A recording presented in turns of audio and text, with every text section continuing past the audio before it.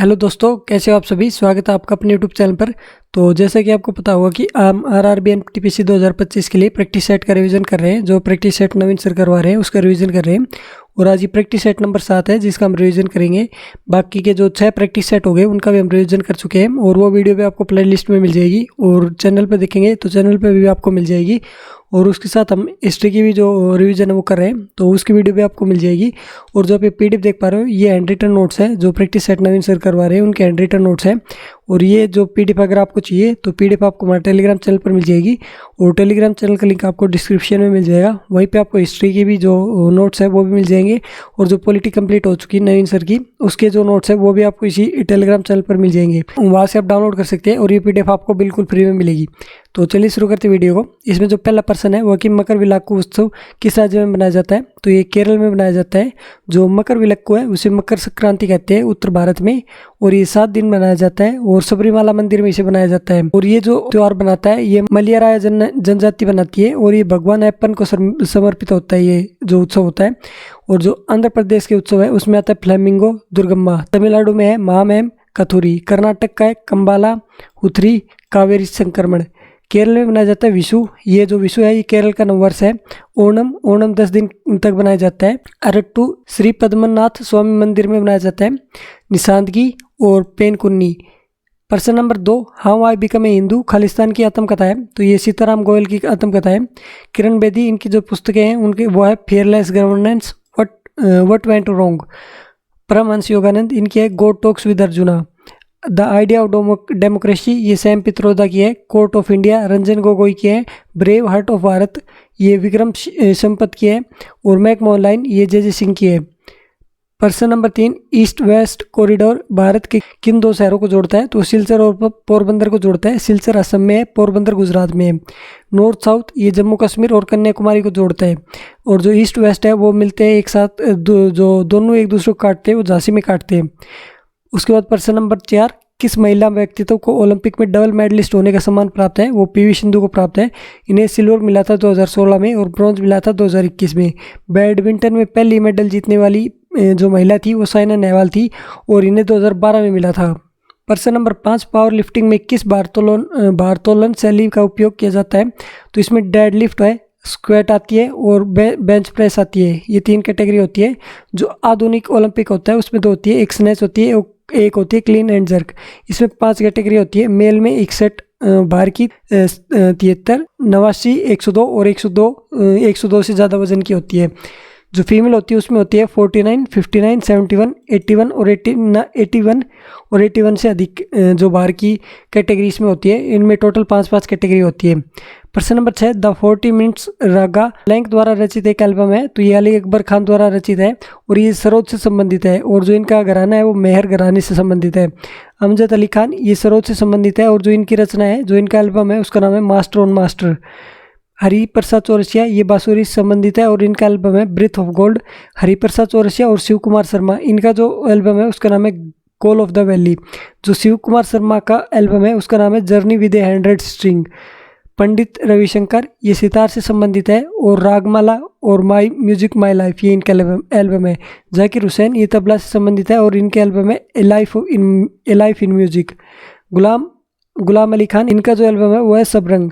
प्रश्न नंबर 7, विशेष आहरण अधिकार को खालिस्तान के रूप में जाना जाता है, तो पेपर गोल्ड है और ये IMF की मुद्रा होती है। इसकी शुरुआत 1969 में हुई थी। अब तक इसमें 5 मुद्राएं होती है, डॉलर, यूरो, येन, पाउंड और रेनमिनबी। जो रेनमिनबी है ये 2016 में जोड़ी गई थी। बिम्स्टेक में शामिल सदस्य हैं उसमें आता है आपका B से भूटान, बांग्लादेश, I से इंडिया, M से म्यांमार, नेपाल, S से श्रीलंका, T से थाईलैंड और इंडिया। स्थापना हुई थी इसकी 1997 में। बैंकों घोषणा से इसकी स्थापना हुई थी। सदस्य देश इसमें टोटल 7 है। वर्तमान जो इसके महासचिव है वो इंदिरामणि पांडे है और ये एक भारतीय है, पहले भारतीय व्यक्ति है ये। प्रश्न नंबर 9, भारत में परिसीमन आयोग कितनी बार स्थापित किया गया है, तो 4 बार किया गया है। जो पहला हुआ था वो जनगणना 1951 हुई थी। उसके बाद अगले साल 1951 में इसका एक्ट आया था। दूसरा 1961 में और इसका जो स्थापना हुई थी वो 1962 और 63 में हुई थी। तीसरा 1971, इसका आया था 1972 और 73 में। और जो 2001 में आया था, उसके बाद जो 2001 में जो जनगणना हुई थी उसके बाद 2002 में आया था, जो कि सिर्फ राज्यसभा की सीटों का इसमें आधार लिया जाता है। जो 1971 की जनगणना है उसके आधार पर अब तक जो लोकसभा की सीट है वो उसकी 1971 की जनगणना के आधार पर है। जो परिसीमन आयोग है वो आर्टिकल 82 में बताया गया है, और जो अगला परिसीमन आएगा वो 2026 में आएगा। प्रश्न नंबर 10, कौन राज्यसभा सदस्य चुनता है? तो ये विधानसभाओं के सदस्य जो कि विधायक होते हैं वो चुनते हैं। राज्यसभा में 1/3 सदस्य होते हैं, और ये प्रत्येक 2 साल में 1/3 जो राज्यसभा में 1/3 सदस्य होते हैं वो प्रत्येक 2 साल में रिटायर हो जाते हैं। ये एक स्थायी अंग है, इसे भंग नहीं किया जा सकता। इसका जो कार्यकाल होता है वो निश्चित नहीं होता, और जो राज्यसभा के जो सदस्य होते हैं उनका कार्यकाल 6 वर्ष का होता है। कुल जो सदस्य है वो अधिकतम 250 हो सकते हैं, लेकिन वर्तमान में 245 है, जिसमें राज्य से और यूटी से 4 आते हैं। जो राष्ट्रपति मनोनीत करते हैं वो टोटल 12 सदस्यों को मनोनीत करते हैं। प्रश्न नंबर 11, लोकसभा में लोगों द्वारा कितने सदस्यों को प्रत्यक्ष रूप से चुना जाता है? तो 543 को चुना जाता है, और जो अधिकतम होते हैं वो 552 होते हैं। इसमें 2 एंग्लो इंडियन थे वो कि हटा दिए गए हैं, और जो राज्य से आते हैं वो 530 आते हैं, यूटी से 20 आते हैं। SC ST के लिए जो सीट रिजर्व है वो 84 SC के लिए, और जो 47 है वो ST के लिए। टोटल 131 सीट रिजर्व है। पहली लोकसभा का गठन 17 अप्रैल 1952 को हुआ था, और जो पहला सत्र शुरू हुआ था वो 13 मई 1952 को शुरू हुआ था। और जो वर्तमान लोकसभा चल रही है वो 18वीं लोकसभा है। लोकसभा के लिए जो आयु होती है वो 25 वर्ष होती है, न्यूनतम आयु। और जो लोकसभा के जो इलेक्शन में यूज की जाती प्रणाली वो होती है first past the post system. इस प्रणाली का इसमें इस्तेमाल किया जाता है। प्रश्न नंबर 12, सत्र के दौरान संसद खालिस्तान से शुरू होती है, तो ये प्रश्नकाल से शुरू होती है, और जो प्रश्नकाल का समय होता है वो 11 से 12 बजे के बीच का होता है। 12 से 1 तक ये शून्यकाल होता है, 1 से 2 तक लंच होता है, 2 से 6 तक जो प्रस्ताव आते हैं वो 2 से 6 बजे के जो समय होता है उसमें आते हैं। और जो संसद के सत्र होते हैं वो आर्टिकल 85 में बताए गए। सबसे पहले बजट सत्र होता है जो फरवरी से मई तक चलता है। मानसून सत्र ये जुलाई और सितंबर तक चलता है। शीत सत्र ये नवंबर से दिसंबर तक चलता है। इनके बीच में जो बच गया वो उस समय इनकी छुट्टी रहती है।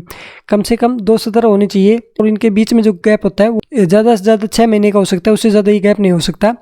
और जो राष्ट्रपति अध्यादेश लाते हैं, यानी कि अगर संसद का जो सत्र नहीं चल रहा है और कोई अध्यादेश लाना है तो राष्ट्रपति जो अध्यादेश लाएंगे वो आर्टिकल 123 के तहत लेते हैं, और इसमें जो अध्यादेश होता है वो अधिकतम 6 महीने और 6 सप्ताह के लिए लागू रह सकता है। प्रश्न नंबर 13, औरंगजेब के शासनकाल में किस कुलीन राजपूत को 7,000 का मनसब दिया था? तो ये मिर्जा राजा जयसिंह था। कुल हिंदू मनसबदार थे वो 33% थे, और टोटल जो सूबे बताए जाते हैं वो 20 थे। जो औरंगजेब शासनकाल किया था उसने 1658 से 1707 तक। ये एक वीणा वादक था, और इसकी जो माता थी उसका नाम मुमताज़ महल था। इसकी जो पत्नी का नाम था वो दिलरास बानो बेगम था, और ये रबिया उर दुर्रानी इसी का नाम था। इसने इसके लिए एक इमारत बनाई थी जिसे कि दक्षिण का ताजमहल कहते हैं, जिसका नाम है बीबी का मकबरा, और ये इसे आजम शाह ने बनवाया था जो कि औरंगजेब का बेटा था। इसका जो डिजाइन है वो अब्दुल्ला ने किया था, और जो बीबी का मकबरा है इसे ताजमहल की फोड़ नकल भी कहा जाता है। प्रश्न नंबर 14, औरंगजेब के अधीन मुगल वास्तुकाल का एक उदाहरण है, तो इसमें आती है मोती मस्जिद जो कि दिल्ली में बनाई गई है, बादशाही मस्जिद ये लाहौर में बनाई गई है, बैतुल पुस्तकालय ये सब औरंगजेब ने बनवाया था। जजिया इसने शुरू किया था 1679 में। इस समय जो सिखों के गुरु थे वो 9वें गुरु थे, जिनका नाम था गुरु तेग बहादुर जी। 1665 में हिंदू मंदिर तोड़ने का आदेश दिया था इसने। 1670 में असम विजय किया था, 1686 में बीनापुर विजय किया था, और 1687 में गोलकुंडा विजय किया था।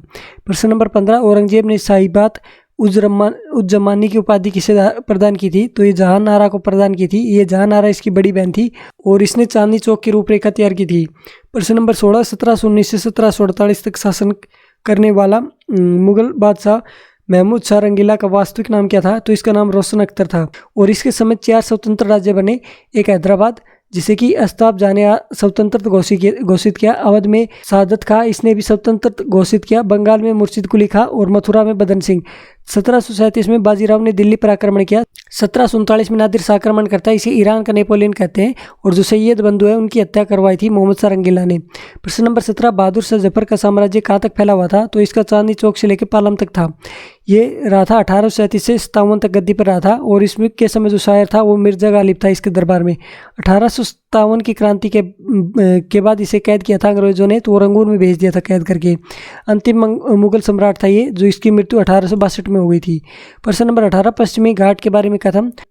ऊंचाई उत्तर से दक्षिण की ओर उत्तरोत्तर बढ़ती है। पश्चिम घाट पूर्वी घाट से ऊंचे हैं। सबसे जो ऊंची चोटी है वो जो पश्चिम घाट की सबसे ऊंची चोटी है वो अनाईमुड़ी है, जो कि केरल में स्थित है। इसकी ऊंचाई 2695 मीटर है। दूसरी ऊंची चोटी ये डोडा बेटा है, जो कि तमिलनाडु में है। और ये जो पश्चिमी घाट है यूनेस्को में शामिल हुआ था 2012 में। और जो पश्चिमी घाट है उसका अन्य नाम है सह्याद्री।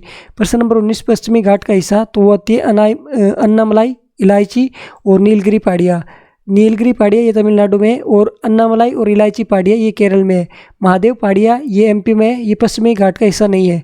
प्रश्न नंबर 20, पूर्वी घाट की सबसे ऊंची चोटी है तो वो महेंद्रगिरी है 1501, लेकिन वर्तमान में चिंदगाड़ा को कहा जाता है, जिसकी ऊंचाई 1690 है और ये आंध्र प्रदेश में स्थित है। प्रश्न नंबर 21, अंडमान निकोबार द्वीप समूह का कुल क्षेत्रफल कितना है तो 8249 वर्ग किलोमीटर है। सबसे बड़ा जो यूटी है वो लद्दाख है, 59,140 किलोमीटर स्क्वायर। सबसे छोटा यूटी क्षेत्रफल लक्षद्वीप का है, 32 किलोमीटर स्क्वायर। दिल्ली का क्षेत्रफल 1483 किलोमीटर स्क्वायर है। राज्य में राजस्थान सबसे बड़ा है, जिसका क्षेत्रफल 3,42,239 किलोमीटर स्क्वायर है। दूसरे पर आता है एमपी, फिर मध्य प्रदेश और फिर यूपी। सबसे छोटा राज्य गोवा है, जिसका क्षेत्रफल 3,702 किलोमीटर स्क्वायर है। प्रश्न नंबर 22, IRDAI का मुख्य कार्यालय किस शहर में स्थित है तो ये हैदराबाद में स्थित है। 2001 में हैदराबाद में आया था, और जो इसकी फुल फॉर्म होती है insurance regulating and development authority of India, और इसकी स्थापना 1999 में हुई थी। और उस समय इसका जो हेडक्वार्टर था वो नई दिल्ली में था, और ये वित्त मंत्रालय के अधीन आता है। LIC इसकी फुल फॉर्म है लाइफ इंश्योरेंस कॉरपोरेशन, जीवन बीमा निगम। ये 1956 में बना था, 1956 में इसके लिए एक्ट आया था। प्रश्न नंबर 23, मनरेगा का पूर्ण रूप तो इसका होता है Mahatma Gandhi national rural employment guarantee act. ये 100 दिन के जो रोजगार है उसकी गारंटी देता है। और ये पहले ये नरेगा होता था, जिसकी घोषणा 2005 में हुई थी, 22 मार्च 2005, और ये शुरू हुआ था 2 फरवरी 2006 को। और ये नरेगा से मनरेगा बना था 2 अक्टूबर 2009 को। और जो इसका प्रस्ताव दिया था वो PV नरसिम्हा राव ने दिया था। LPG है वो भी PV नरसिम्हा राव की समय आई थी।